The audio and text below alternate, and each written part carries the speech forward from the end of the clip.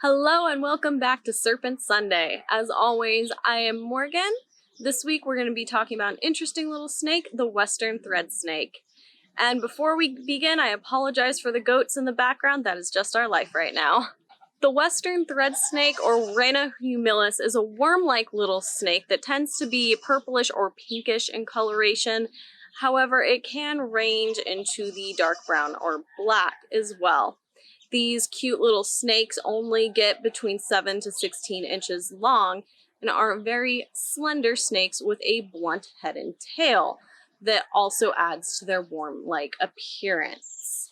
These snakes are interesting in the fact that they don't really have working eyes. They have these eye spots on their heads, meaning that their eyes are, for all intents and purposes, vestigial. So they're still there, but not really serving the same function that they would have in one of their ancestors if you go back along their evolutionary tree. These snakes can be found all over the place in the southwestern United States, ranging into northern Mexico.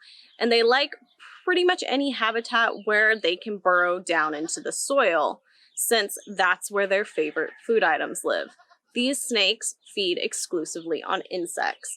Favorite prey of theirs tends to be ants, termites, and their larvae. However, they are known to feed on other insects as well. These little snakes are nocturnal and can sometimes be found on the surface once the sun goes down. During the day, they are known to hide in crevices, burrow down beneath rocks, in the leaf litter, wherever they can get out of the sun, as long as the soil or medium that they are in is moist enough to maintain their fairly delicate scaly body. The Western Threadsnake does have a fairly interesting breeding cycle. They breed in the spring and lay eggs between July and August, and occasionally multiple females will be found using communal nests as well as kind of brooding the eggs. These snakes may seem defenseless to a lot of people since they are basically scaly worms if you just look at them, but when they are in a bit of trouble, they will writhe around and coil and release a pungent fluid from their cloaca to deter possible predators. This fluid is also used to repel the defensive attacks from the ants and termites that they feed upon. The Western Threadsnake is often confused with another species of blind snake, the Brahminy blind snake, that has been introduced all over the world and has become an invasive species wherever they have ended up. The Brahminy blind snake is native to Asia and Africa and can be distinguished from the native thread snake by the look of its snout, for one. The Brahminy blind snake tends to have a more U-shaped rostral scale or snout area with markings that resemble stitching. This is absent on the Western Threadsnake. The blind snake also has a shorter tail. Now, it is important to note that the Western Threadsnake also has a shorter tail. However, when you look at them side by side, that of the Brahminy blind snake is much shorter.